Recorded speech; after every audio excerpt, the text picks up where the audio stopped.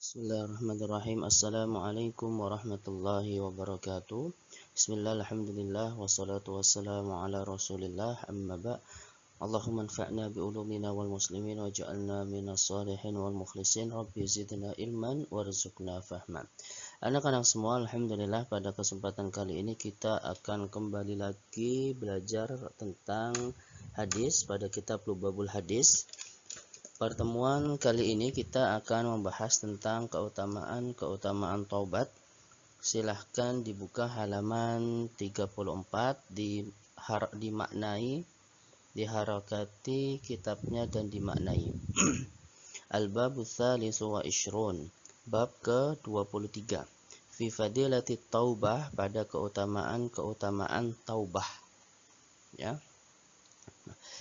Masuk ke hadis pertama. Qala sallallahu alaihi wasallam, at-taibu, orang yang bertaubat, minad dzanbi, dari melakukan dosa, kaman la dzanba lahu, seperti orang-orang yang tidak memiliki dosa baginya. Wal mustaghfiru, dan orang yang memohon ampun, minad dzanbi, dari dosa, wa huwa muqimun alaihi, dan dia masih melakukan maksiat tersebut, kal mustahza'i bi rabbih, seperti orang yang mengolok-ngolok Tuhannya atau orang yang menghina Tuhannya. Nah, jadi orang-orang yang bertobat, kemarin kita sudah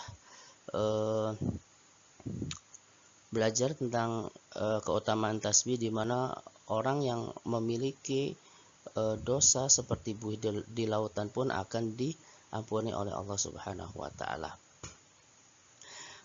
Hadis selanjutnya, waqala sallallahu alaihi wasallam, an-nadamu taubatu, penyesalan itu adalah taubat. Wa taibu minad dzanbi, dan orang-orang yang bertobat dari dosa, kamal la dzanba lahu, seperti orang-orang yang tidak memiliki dosa baginya. Wa qala sallallahu alaihi wasallam, ma min syai'in ahabbu ila Allah, tidaklah sesuatu sangat dicintai oleh Allah Ta'ala, min syabin taibin, dari seorang pemuda yang bertaubat. Wa ma min syai'in abghadu ila Allah, dan tidaklah sesuatu sangat dibenci oleh Allah, min syaikhin, yaitu dari orang tua, mukimin, yang istiqomah ala ma'asihi, terhadap maksiat-maksiatnya. Jadi seorang pemuda yang bertobat, selalu bertobat kepada Allah, sangat Allah cintai. Sedangkan orang tua, artinya orang yang sudah tua kemudian masih saja melakukan dosa-dosa maksiat kepada Allah, sangat Allah benci. Wa qala sallallahu alaihi wasallam, likulli syai'in hilyah, setiap sesuatu ada perhiasannya. Wa hilyatud dunub, dan perhiasan dosa, at-taubatu, yaitu taubat. Wa qala sallallahu alaihi wasallam, likulli syai'in dawaun, setiap sesuatu ada obatnya. Wa dawa'ud dunubi taubah, dan obat dari dosa adalah taubah. Wa qala sallallahu alaihi wasallam, at-taubatu, taubat itu tahdimul haubah, dapat menghancurkan dosa. Wa qala sallallahu alaihi wasallam, buka halaman selanjutnya, tubu ilallah, bertaubatlah kepada Allah. Fa inni, karena sesungguhnya aku, atubu ilaihi, bertobat kepada Allah, kulla yaumin, setiap harinya, mi'atu marrah, berapa? 100 kali.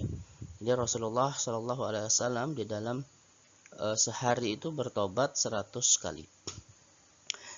Wa qala sallallahu alaihi wasallam, tubu ilallah, bertobatlah kepada Allah, wala tai'asu, dan janganlah wala tai'asu, dan janganlah berputus asa, fa innal ya'sa, maka sesungguhnya putus asa itu kufur, yaitu kekufuran, membawa kekufuran. Wa qala sallallahu alaihi wasallam, ajjilu bitaubati, ajjilu, segeralah, bitaubati, bertaubat, qoblal mauti, sebelum meninggal. Wa ajjilu bisolati, dan segeralah salat, qoblal fauti, sebelum waktunya habis. Hadis terakhir, wa qala sallallahu alaihi wasallam, tubu ila rabbikum, bertaubatlah kalian kepada Tuhanmu, qabla an tamutu, sebelum kalian meninggal.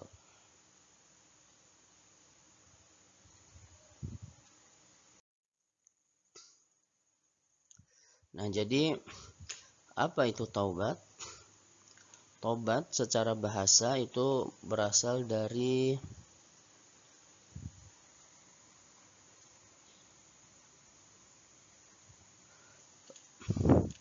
bahasa Arab, yaitu taba yatubu tauban atau taubatan, yang artinya kembali dari maksiat. Kembali dari maksiat ke taat. Sedangkan menurut Imam Al-Ghazali, yang dimaksud taubat adalah kembali mengikuti jalan yang benar dari jalan yang sesat yang telah ditempuh. Nah, syarat taubat ketika seseorang melakukan dosa, melakukan maksiat kepada Allah, maka ketika bertobat ada syarat yang harus dilakukan. Yang pertama apa? Yang pertama yaitu berhenti dari maksiat ketika itu. Kemudian merasa menyesal telah melakukan perbuatan maksiat tersebut.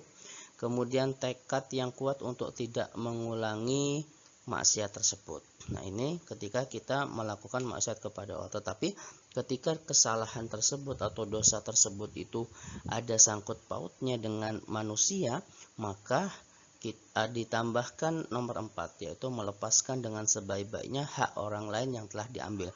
Jadi tidak hanya memohon ampun kepada Allah, tetapi juga harus mengembalikan hak-hak orang lain yang telah kita ambil. Contohnya ketika seseorang mencuri, maka ketika tobat bukan hanya melakukan 3 hal ini juga, tetapi mengembalikan barang tersebut kepada yang kita ambil.